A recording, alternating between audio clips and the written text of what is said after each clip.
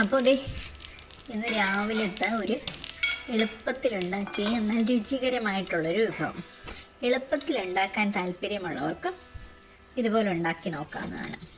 ഞാൻ യൂട്യൂബിൽ കണ്ടൊരു റെസിപ്പിയാണ്, പക്ഷേ ഫുൾ യൂട്യൂബിലെ പോലെ അല്ല താനും.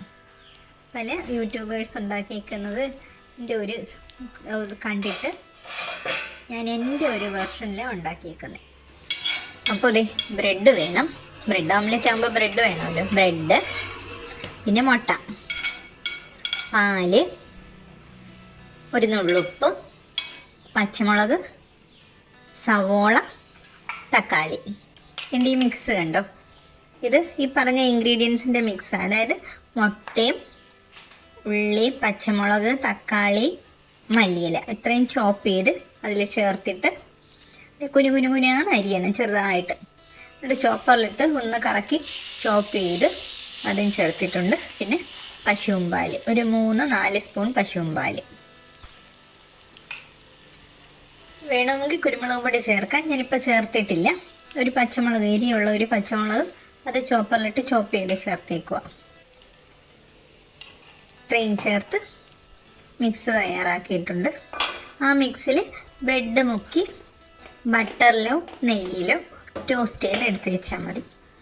അടച്ച് വെച്ചേക്കുന്നത് ഉള്ളു വേകാൻ വേണ്ടിയിട്ടാണേ, അല്ലെങ്കിൽ പുറമേ മാത്രം മുരിഞ്ഞിരിക്കും, അകം വേഗത്തില്ല. അപ്പം മുട്ടയുടെ ചുവ വരും. അതിനെ അടച്ച് വെച്ച് വേവിക്കുന്നത്. അപ്പോൾ ഒരു സൈഡ് ആയിട്ടുണ്ട്. തിരിച്ചിടട്ടെ. ഇതൊരു പ്രയാസം. ശരിയായി. ഇനിയിപ്പോൾ അത് മൂക്കട്ടെ. അപ്പം മൂത്ത് വരുന്ന നേരം കൊണ്ട്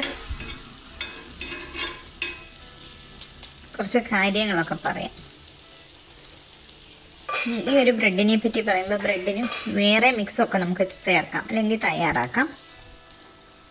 അപ്പോൾ അതിനിടയ്ക്ക് ഇതുണ്ട്, എനിക്ക് രാവിലെ കുടിക്കാനുള്ള ചായയ്ക്ക് തേയിലവെള്ളം തിളച്ചപ്പോൾ പാലും ചേർത്ത് അതിനിപ്പോൾ പതുക്കെ അവിടെ തിളക്കട്ടെ. ചെറിയ തീയിൽ അതൊക്കെ തിളച്ച് ചായയുടെ സ്വാദൊക്കെ ഇറങ്ങട്ടെ. അതായത് ഞാനുണ്ടാക്കുന്ന ഓംലെറ്റ് ഈ ഒരു പരുവത്തിന് മൂത്ത് കിട്ടിയിട്ടുണ്ട്. ശകലം കൂടൊന്ന് ഇത് മൂക്കാനുണ്ട്. അപ്പോൾ അതവിടെ കിടന്ന് മൂക്കട്ടെ. മറ്റേത് ഞാനെടുത്ത് മാറ്റിയിട്ടുണ്ട്. കാണാൻ ഭംഗിയുള്ളതുപോലെ തന്നെ തിന്നാനും നല്ല സ്വാദാണ്.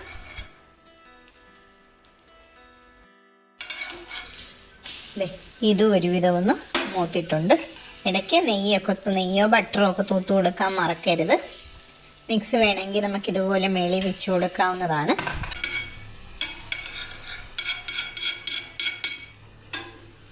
അപ്പോൾ ഇതിൻ്റെ ഇടയ്ക്കൊരു കാര്യം പറഞ്ഞോട്ടെ. എൻ്റെ ചാനൽ കണ്ട് ഇഷ്ടപ്പെടുവാണെങ്കിൽ ഇപ്പം തന്നെ ഒന്ന് ലൈക്ക് ചെയ്തേക്കണേ. സബ്സ്ക്രൈബ് ചെയ്തിട്ടില്ലെങ്കിൽ അതും കൂടെ ഒന്ന് ചെയ്തേക്കണേ. തിളച്ച് തൂകാതിരിക്കാൻ ചായയൊക്കെ ഒന്ന് കലക്കി വെച്ചിട്ടുണ്ട്. ഇന്ന് നേരം വെളുത്ത് എല്ലാവർക്കും ഗുഡ് മോർണിംഗ് പറഞ്ഞില്ലല്ലോ. അപ്പോൾ എല്ലാവർക്കും ഗുഡ് മോർണിംഗ്.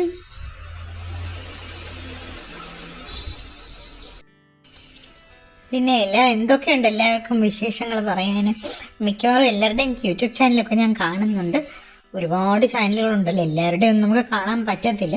ഒക്കെ അത്രയൊക്കെ കാണുന്നുണ്ട്, സബ്സ്ക്രൈബ് ചെയ്യുന്നുണ്ട്.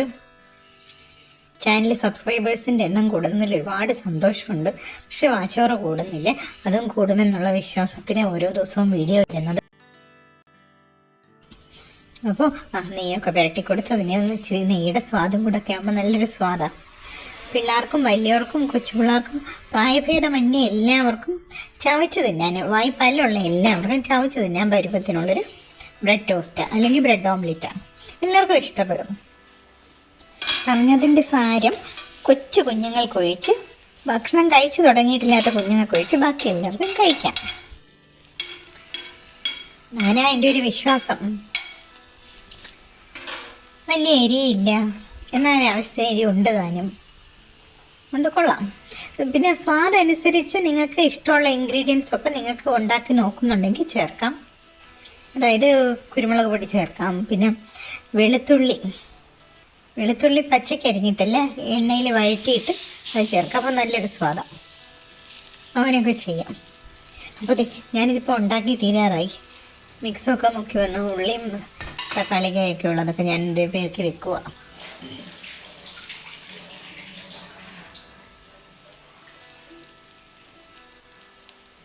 അപ്പോൾ ഇത് ഒന്ന് മൂത്ത് കഴിയുമ്പോഴത്തേനും ബ്രേക്ക്ഫാസ്റ്റ് റെഡി.